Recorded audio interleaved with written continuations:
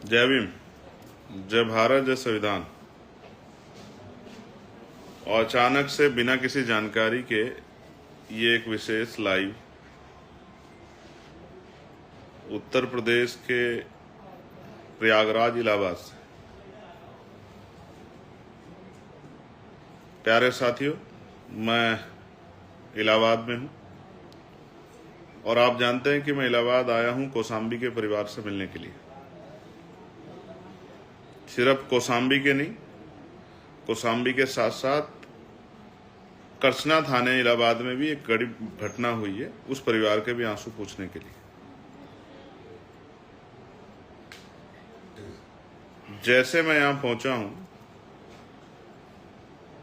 पूरे एयरपोर्ट पे फोर्स लगा के 700-800 पुलिस के सिपाही, दरोगा, SHO, CO, additional SP rank के अधिकारियों को लगा के मुझे कौशाम्बी जाने से रोका गया है। आखिर इस प्रदेश की सत्ता हक वंचित समाज के लोगों को जब न्याय नहीं दिला सकती, तो जो न्याय के लिए लड़ रहे हैं उनको क्यों रोकना चाहती? आप ये समझिए कि जो आपके आंसू पूछने के लिए अगर कोई खड़ा होता है, उस आंसू पूछने वालों को रोकने का काम कर रहे हैं, तो आप समझिए कि न्याय देने का काम ये कर सकते हैं या नहीं कर सकते। मुझे सर्किट हाउस लाया गया है क्योंकि मैं एक संवैधानिक पद पे हूं और मेरे सामने कुछ ऑर्डर्स रखे गए और मुझसे कहा गया कि वहां की लॉ एंड ऑर्डर सिचुएशन अच्छी नहीं है। मैंने उनसे एक ही बात कही है कि मैं यहां आया हूं, उन परिवार से मिले बगैर जाऊंगा नहीं। ये बात आप जान लें। चाहे आप मुझे जेल भेज दें, चाहे आप मुझे फांसी चढ़ा दें, चाहे मुझे गोली मार दें, मैं उन परिवार से मिलूंगा, उनके हालात जानूंगा और किस तरह से हम उनको न्याय दिला सकते हैं, उनके आंसू पूछ सकते हैं। इस काम के बगैर हम लोग नहीं जाएंगे। अभी मैं सर्किट हाउस में हूं और आसपास गांव की सड़कों पे जो लोग इंतजार कर रहे हैं, घटनास्थल पे जो लोग मौजूद हैं, गांव में दोनों जगह पे, ये संदेश मेरा उनको भी है। मैं कुछ देर इनसे, जैसा इन्होंने कहा है कि आप सर्किट हाउस चलिए, हम व्यवस्था कर रहे हैं आपके जाने की, अगर ये जाने को रोकते हैं तो फिर नेक्स्ट कदम क्या होगा इसके बारे में आपको जानकारी दूंगा। और अगर उन परिवारों से किसी भी तरह से, जैसे मैं बैठा हूं ऐसे बैठ के मेरी बात हो जाए, उनके दर्द को मैं सुन लूं, तो भी मैं और मेरे साथ जो देश भर में लोग जो इस अन्याय की तरफ देख रहे हैं, उनको जानकारी हो जाएगी कि वहां असल सिचुएशन क्या चल रही है। क्योंकि अभी तो पूरा रोड बैरिकेटिंग किया हुआ है।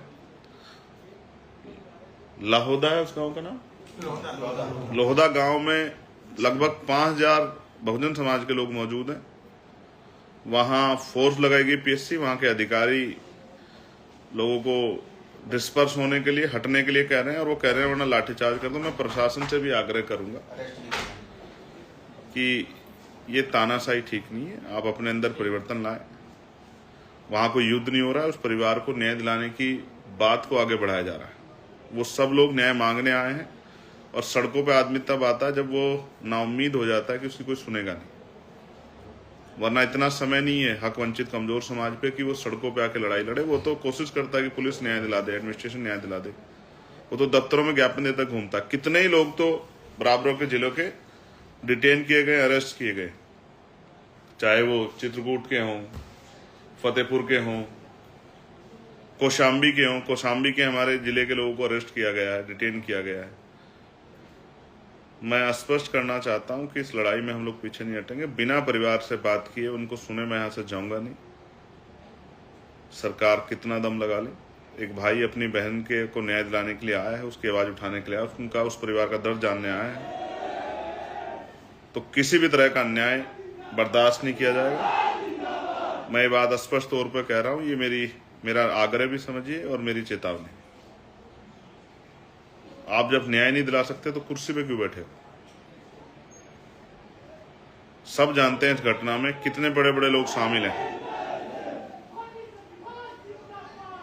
तो ये अन्याय बंद हो और उत्तर प्रदेश में जो बहुजन समाज है, दलित, पिछड़े, आदिवासी, मुसलमान, हक वंचित समाज जो है, महिलाएं जो, उनको सम्मान का जीवन मिले, उनके साथ न्याय हो, इसलिए लड़ाई जारी रहेगी। मैं समय समय पे आपको, क्योंकि ये कोई मीडिया का चैनल तो नहीं दिखाएगा आपको,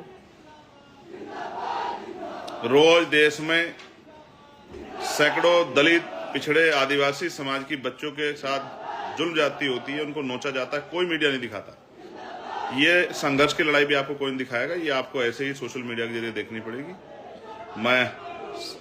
मेरे साथी आपको सूचना देते रहेंगे, आप सब लोग जुड़े रहिए, और जिन तक जानकारी पहुंच गई वो लोग सर्किट हाउस आ जाएं, जिससे कि इस लड़ाई को लड़ा जाए। मैं आपका भाई चंद्रशेखर आजाद।